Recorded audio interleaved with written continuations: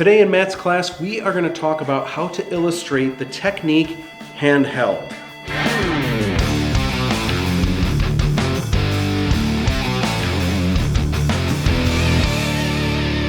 So today's technique, which is called handheld, it's a little bit misleading. I actually don't like the name of this term, calling it handheld, and here's the reason why. This technique was named handheld, my gosh, decades ago as this really cool technique. It's meant to kind of mimic there being an earthquake, or there's some kind of, I don't know, there could be a T-Rex like running through the city and the ground is shaking, some kind of natural disaster. And the technique is called handheld. Here's why I don't actually like calling it that.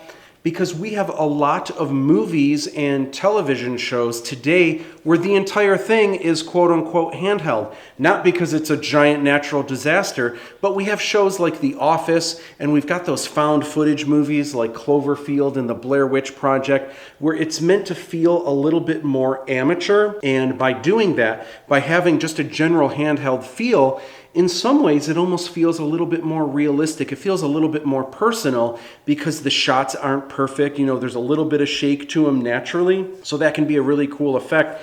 But when we actually talk in the world of previs and storyboarding, when we talk about handheld specifically, we're doing something that's a little bit more jumbled. And actually jumbled is the word that I like. So I'm on a mission to actually change the name of this technique to jumbled. Here's just an example behind the scenes of how this works and how it can be effective. Let's say you've got, I don't know, like a Star Wars movie.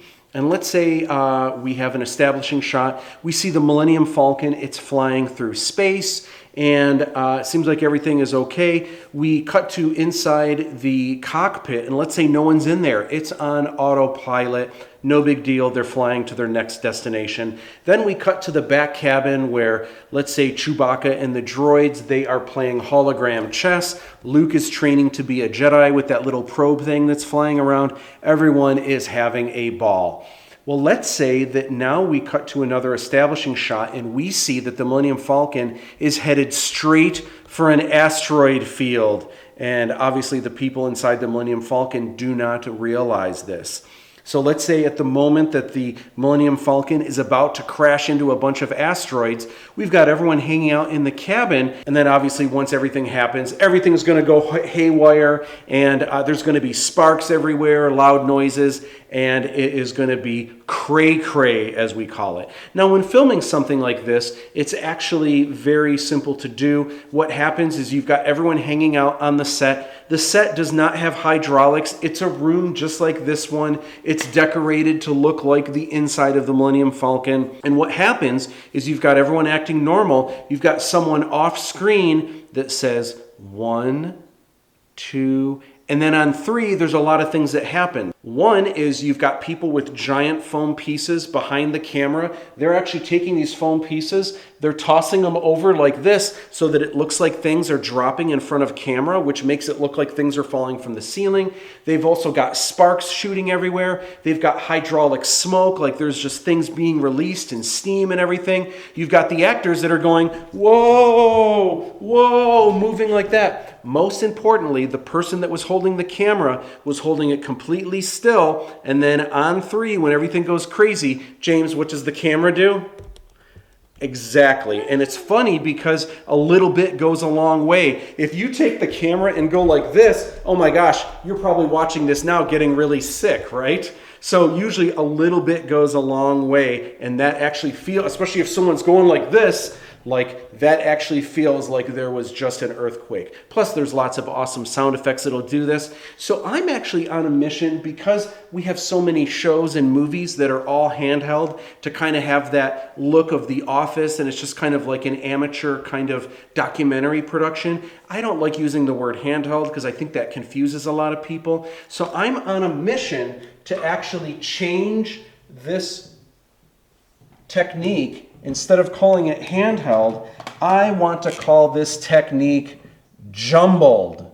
So my hope is that you guys are the next generation of storyboard artists, animators, comic book illustrators. My hope is that this begins with you guys and you guys start calling this Jumbled, my hope is that on my deathbed, you guys are going to come visit me in the hospital and you're going to say, Professor Busch, oh my gosh, it's true. It just happened. It's official. Hollywood has changed the name of this camera technique. It's not called handheld anymore. Because of you, it's now called Jumbled. And I'll be there in bed going, oh, thank you. Right? And that'll be my dying wish came true. Now I can go. So I want you guys to call this Jumbled. It's really easy to illustrate this. This is how you do it. So first, before I show you how to make it jumbled, let me just draw something happening. Let's say it's a natural disaster. And for fun, we could actually make this a Dutch angle just because. And let's say the ground is splitting open, like there's a giant earthquake.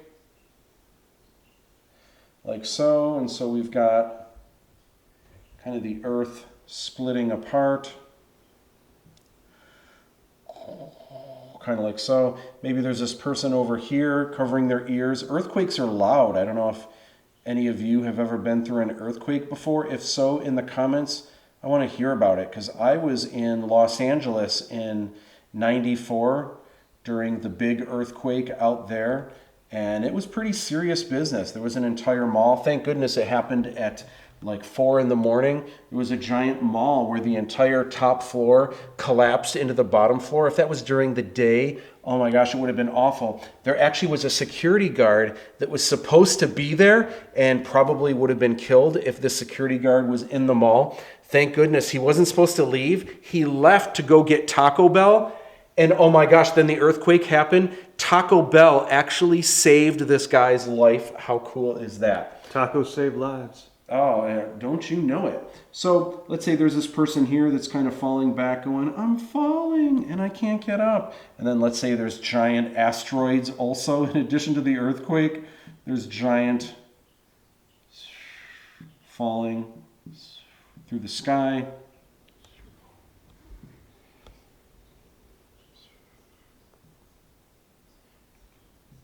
So explosions everywhere, natural disasters everywhere. Here's what you can do to show that this is handheld or jumbled, as I would like to call it. You've got your border right here, and this is very nice and perpendicular, and it has an equilibrium to it. If you draw an additional line, I'm going to use a different color here just because so you can clearly see what I'm doing.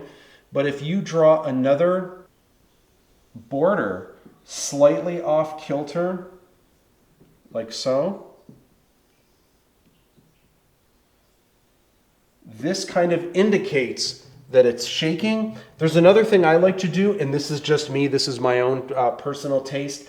I love when things are adorable and things are cute. So if you draw 2 little lines, doink, doink here, and 2 little lines, doink, doink here, come on, is that not adorable? Doesn't it? Exactly, thank you, Jane. And you just got excited, didn't you? Because you get to draw these 2 little cute lines. There you go, that is handheld or jumbled. And clearly you can see that whatever is happening on here, it's so cray-cray that the camera is jumbling. All right, there you have it, jumbled. When we come back, we are going to get into transitions. And the first one is fade. Come on back for the next one.